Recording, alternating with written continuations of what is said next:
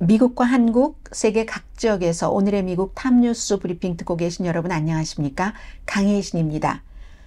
네, 이 시간에는 제가 여러분들께 하마스와 이스라엘의 전쟁은 세계적인 맥락에서는 어떻게 봐야지 되는 것인가? 한마디로 세계 질서가 이미 변화하고 있다는 사인이다 하는 것을 전제로 하고 그에 관한 뉴스를 전해드리겠습니다. 그 전에 먼저 약간의 그 속보를 전해드리자면, 만약에 뉴스를 처음 들으시는 분이라면 오늘 아침에 제가 충분히 모닝 시간에 한 25분 정도 맨 앞에 여러분들께 말씀을 드렸습니다. 그리고 플러스 왜 이스라엘의 정부 당국이 이렇게 실패했는가까지도 전해드렸는데, 기본적으로는 하마스가 토요일에 이스라엘을 공격을 해서, 그것도 6회공 전체적으로 공격을 해서 5,000발의 로켓을 발사하고, 이스라엘이 그것을 감지하지 못했고 민간인을 살상하고 인질을 데려가고, 그러자 이스라엘이 가만히 있을 이스라엘이 아니죠. 수백 군데의 목표물, 가자지구는 완전히 감옥과 같지 않나요? 거기를 마구 폭격을 하고, 팔레스타인도 마찬가지로 사상자가 생겼습니다. 이스라엘은 이번이 홀로코스트 이후에 최대의 피해를 이미 냈습니다. 첫날 내고 지금 토요일부터 지금까지 이어지는 것이고, 이스라엘이 폭격을 하면서 거기서 멈추는 게 아니라 가자지구 갇혀있는 감옥이나 마찬가지잖아요. 팔레스타인 사람에 대해서는 거기에 물도 안 주고 전기도 끊고, 그리고 음식도 못 들어가게 하고 의약품도 못 들어가게 하니까 팔레스타인이 다 계산을 한 거죠. 하마스가, 팔레스타인이 아니라 하마스가 계산을 해서 저널리스트도 그리고 이스라엘 군인도 처형을 하기 시작합니다. 인질을. 그러니까 이스라엘이나 하마스 측에서, 팔레스타인 측에서, 양측에서는 엄청나게 공포가 있죠. 비통함도 있죠. 분노도 있습니다. 이스라엘 예비군 30만 명 지금 전부 투입이 되고 있고, 미국도 함대와 제트기를 보내면서 이스라엘을 지지합니다. 미국 내부의 맨하탄에는 팔레스타인을 지지하는 미국인, 이스라엘을 지지하는 미국인들이 서로 같은 상황에서 서로에게 손가락질을 하면서 시위를 하고 있습니다. 이것도 지금 굉장히 중요합니다.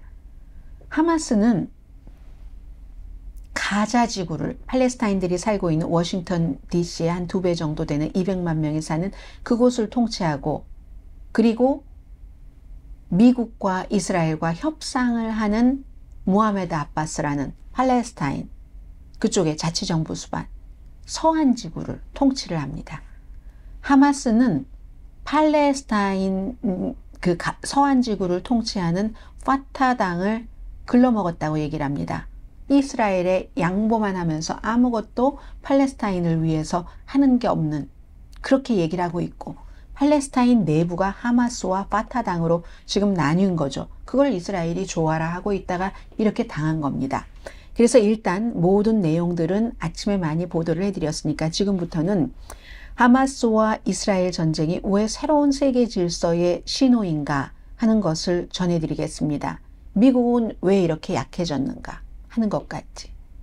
새로운 세계 질서의 신호라는 것은 미국 혼자 세계 경찰국과 강대국이 아니라 이제는 멀티폴라, 다극화됐다는 겁니다. 러시아요?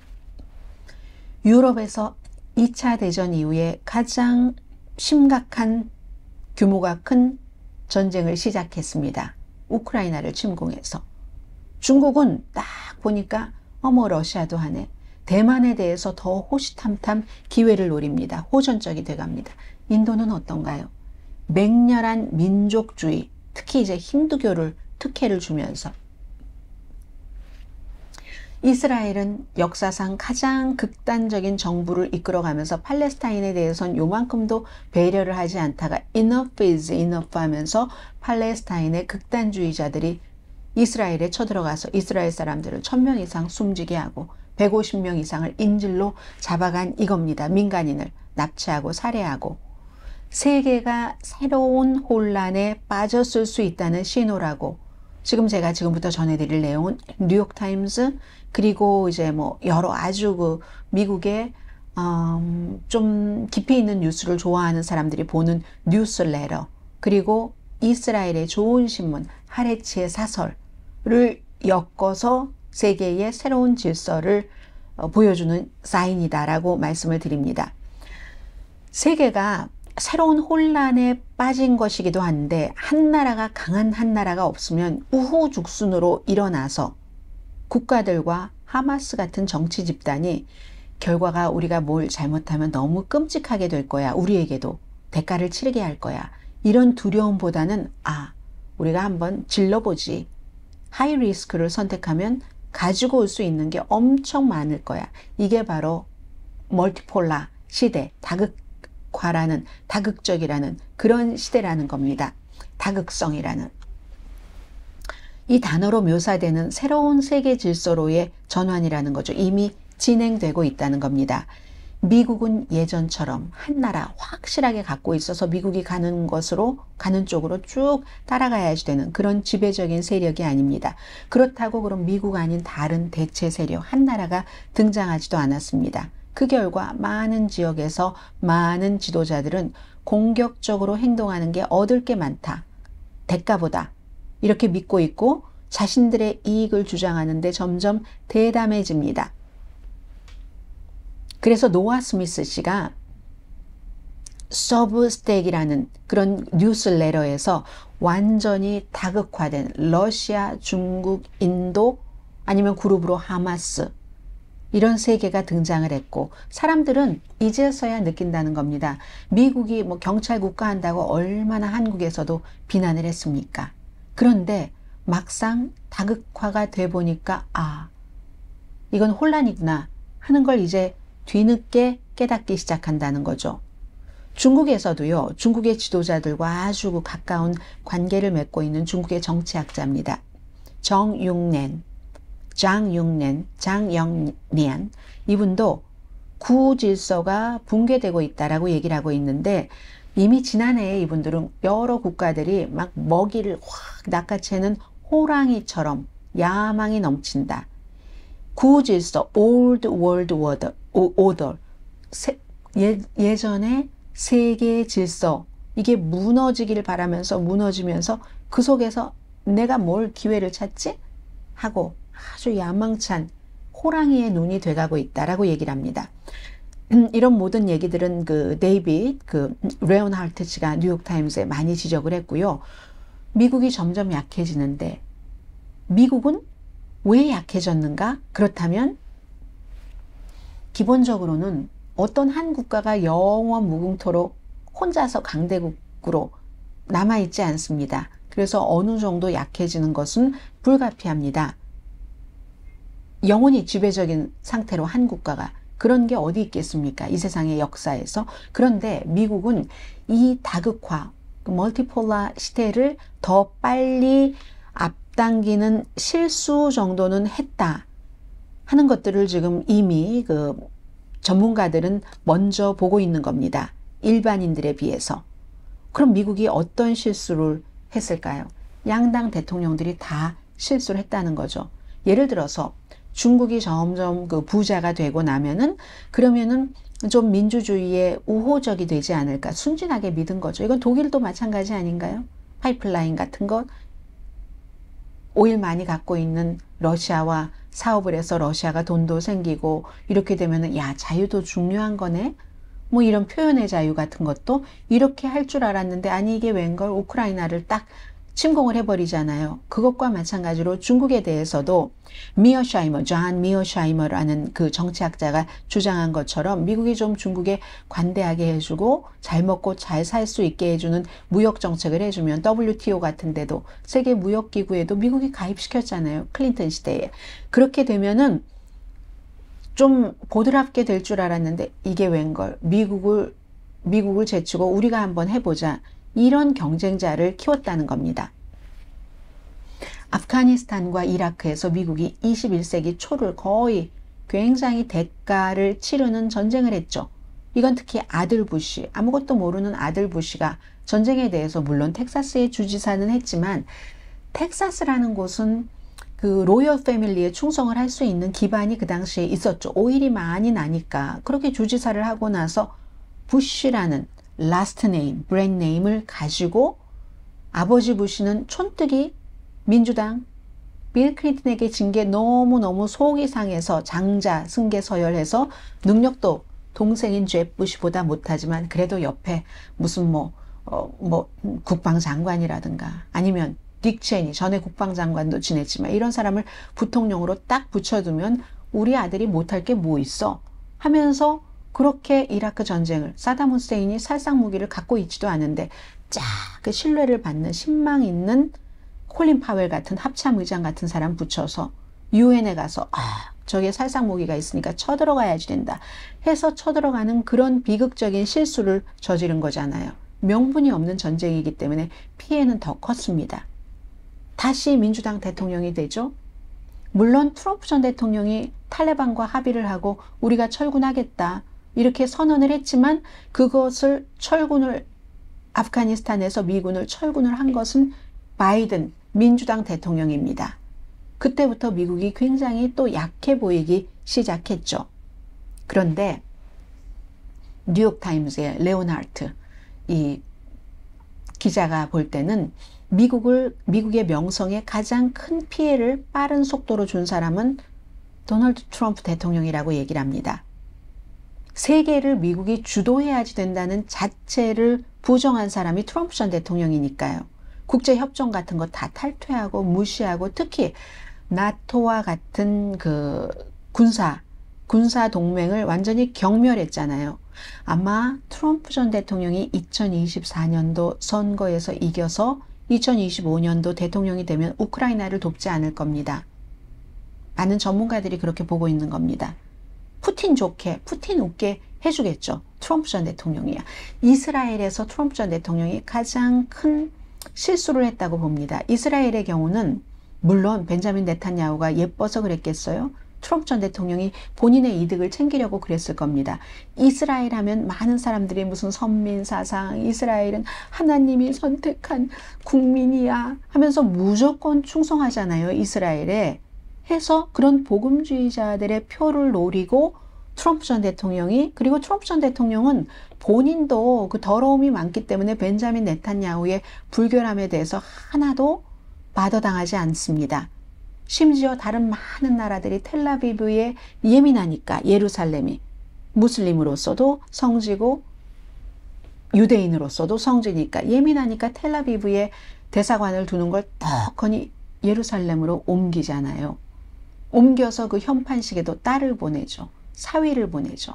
본인에게 돈을 가장 많이 기부하는 카지노에 대부를 보냅니다. 맨 앞줄에 앉게 하죠. 그 사람이 이스라엘계이기 때문에. 그렇게 함으로써 벤자민 네탄야후에게 힘을 팍팍 실어주고 팔레스타인에는 거의 관심을 보이지 않고 벤자민 네탄야후는 팔레스타인은 죽어도 이스라엘은 다른 나라들과 협상을 하면 이스라엘은 안전해.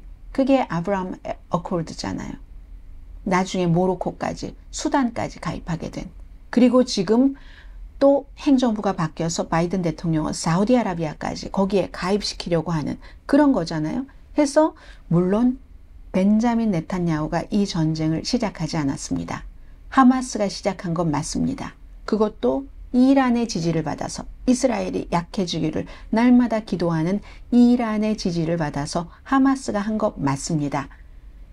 그리고 하마스는 이번 전쟁에서도 엄청난 인권 침해를 했습니다. 이스라엘 사람에 대해서 많은 비디오 영상에 그게 담겨 있습니다. 그러나 벤자민 네탄야후의 팔레스타인을 요만큼도 생각하지 않는 그 같은 정책 자체가 하마스가 enough is enough라고 말할 수 있는 명분을 줬다는 겁니다. 앞으로 중동의 평화는 팔레스타인만 쏙 빼고 무슨 에브라함 어코드 해서 유나이티드 아랍에미레이트, 사우디아라비아, 무슨 모로코, 수단 이런 나라들만 그게 가능하다고요. 가능하지 않다는 걸 보여주는 겁니다. 팔레스타인 사람이라고 다 하마스를 지지하지 않습니다. 그러나 레바논에서, 미국에서, 팔레스타인에서 이스라엘이 우리를 이렇게 목을 조이니까 저렇게 화끈하게 이스라엘을 힘들게 하는 것을 보여주는 것을 지지하고 환호하는 사람들이 있잖아요. 그게 바로 벤자민 네탄야후의 패착이고 그 같은 벤자민 네탄야후를 강렬하게 지지한 도널드 트럼프의 실패라는 겁니다. 그러나 지금으로서는 바이든 대통령도 벤자민 네탄야후를 지지할 수밖에 없을 겁니다. 이게 여러 가지 복잡한 비극인데 지금부터는 이스라엘 신문 하레츠의 사설을 좀 보겠습니다. 네탄야후의 극단주의가 극의주의가 팔레스타인은 요만큼도 신경 안 쓰는 그러한 것들이 이제 이번에 이런 일을 일으키게 했는데 이스라엘의 신문 하레츠가 사설에서요. 벤자민 네탄야후가 언제나 자신의 경험이 너무 많다. 그 나의 안보에 있어서도 나를 대체할 사람은 없다라고 얼마나 자랑을 해왔습니까? 그런데 이 같은 위험을 전혀 파악하지 못했다. 점점 무슨 정착촌을 넓히고 또 넓히고 막 빼앗고 팔레스타인으로부터 그런 것을 하면서 그 대가가 이렇게 나오는 것을 벤자민 네탄야후가 예상하지 못했다는 겁니다. 팔레스타인의 존재, 팔레스타인의 인권, 팔레스타인의 주장 같은 것을 공개적으로 무시하는 외교 정책을 써서 우파로 극우로부터 인기를 끈 사람이 벤자민 네탄야후잖아요. 이걸 이스라엘의 신문이 존중받는 하레츠가 사설에서 하마스로부터 공격을 받자마자 비난을 했습니다. 이런 것. 그래서 미국의 민주당이건 공화당이건 정치인들이 이 같은 일을 초래를 했다는 겁니다. 미국을 약화시켰다는 겁니다. 물론 뉴욕타임즈의 레온하트 기자는 그래도 아직은 미국이 여전히 강하다고도 얘기를 합니다. 이 다극화 시대에도. 미국은 동맹과 평화를 만들 수 있는 독특한 능력을 가진 세계에서 아주 훌륭한 국가잖아요. 그래서 지금 트럼프 행정부도 이스라엘, 아랍에미레이트, 또 바레인도 들어가 있죠. 수단, 모로코 4개국을 설득을 해서 에브라함 협정으로 알려진 전례 없는 외교적인 협정인 건 맞습니다. 그런데 문제는 여기에 팔레스타인을 쏙 빼고 되냐 이 얘기죠. 바이든 행정부도 몇 개월 동안에 이스라엘과 사우디아라비아 간에 더 야심찬 거래를 해서 이 에브라함 어콜드 같은 데 들어오게 하려고 했는데 그리고 지금 이제 이런 것을 또 약화시키려고 하마스가 이스라엘을 공격한 것이기도 하고요. 왜냐하면 이렇게 점점 아랍 국가들이 이스라엘과 팔레스타인 쏙 빼고 이란, 시리아, 레바논 빼고 합쳐지면은 이건 굉장히 이란을 고립시키는 것이고 이란이 보통 나라가 아니잖아요. 이란도. 그렇기 때문에 그리고 또 하마스보다 더 온건한 팔레스타인 자치정부의 어떤 사우디 자금이 투입될 수도 있잖아요. 사우디도 에브라함 어콜드에 같이 들어가면 이걸 하마스가 엄청나게 싫어한 거죠. 그리하여 아무튼 이스라엘이 이번 이 사태에 대응을 해서 엄청나게 팔레스타인을 점점 힘들게 옥조인다면은 그럼 아마 사우디아라비아가 이스라엘과 뭔가를 외교적인 것을 해보자 하기가 굉장히 힘들 것으로 보고 있습니다. 더욱더 세계가 다극화되는 그런 일로 갈 수 있는 가능성도 높아진다는 거죠. 그러면서 이 뉴욕타임스의 기자는 이런 얘기를 합니다. 일부 독자들은 이미 미국의 힘이 세계 무대에서 사라져가는 거 그거 축하해야지 된다? 미국만 잘 살면 되지 라는 사람도 있을 수 있다는 것 이해한다고 얘기를 합니다. 왜냐하면 미국이 다른 나라에 개입했다. 베트남이라든가 아니면 이란, 과테말라 같은데 개입을 해서 아주 끔찍한 저스티스가 아니라 불의를 저지른 게 많잖아요. 그 불의를 저지른 것 때문에 미국에 이렇게 그 나라가 못 살게 되고 독재가 판을 치고 하니까 미국으로 우리 망명하겠습니다 하는 사람을 내칠 수 없는 것도 그런 이유이기도 하고요. 그리고 스티븐 핑커 씨가 2011년도에 쓴 책을 이 뉴욕타임스의 기자가 얘기를 하네요. 인간 본성의 더 나은 angel, the better angel of our nature. 여기서 언급을 한 건데 민주주의가 강해지면서 정말로 뭔가 폭력으로 인한 사망자는 많이 줄어들었고 역사상 가장 평화로운 시대가 열렸고 오래 지속이 됐다. 뭐 이런 얘기를 하고 있는 거잖아요. 그리고 마지막으로 앞서 말씀드린 그 뉴스레터, 그 서브스택이라는 뉴스레터에 스미스 씨가 지적을 합니다. 지난 20년 동안 여러분들도 미국 경찰력을 엄청나게 비난하셨던 한국에서 이 방송을 듣고 계신 분들이 계시다면은 한번 생각해 봐 주십시오. 미국 예외주의를 조롱하고 미국이 세계 경찰? 이 기능도 조롱을 하고 다극적인 여러 나라가 함께 힘을 가져야지 왜 미국만 가죠? 멀티폴라 국가 이런 것을 막 생각했던 것이 유행이 됐었잖아요. 그동안에. Congratulations 그런 분들께 축하합니다. 이제 여러분이 멀티폴라 세계를 갖게 되셨습니다. 이 멀티폴라 세계를 미국의 힘이 약해지면서 여러분이 더 좋아하실 수 있을지 지금부터 확인해 보십시오. 이게 이제 미국 사람들이 많이 보는 그 뉴스레터를 운영하고 계시는 노아 스미스 씨 서브스택에서 쓴 얘기입니다. 미국이 뭔가를 잡고 있었을 때가 지금으로서는 더 좋아 보인다 하는 얘기고요. 일단 오늘 여기까지 하고 저는 이제 내일 오늘의 미국 시간에는 미국이 이 하마스와 이스라엘의 전쟁에서 지금부터 해야지 될 일, 미국이 받을 영향 같은 것 수없이 지금 아마 분석을 해야지 될 겁니다. 제가 오늘 몇 시간이나 잠을 잘 수 있을지 모르겠어요. 여기까지 마치겠습니다. 이 하마스의 이스라엘 침공은 미국이 더 이상 혼자의 강대국이 아니라 많은 나라들이 호시탐탐 호랑이가 야심차게 먹이를 찾듯이 하는 것을 보여준다. 국가뿐만이 아니라 하마스라는 미국이 규정을 한 테러리스트 그룹조차도. 여기까지 하겠습니다. 내일 뵙겠습니다. 강혜신이었습니다.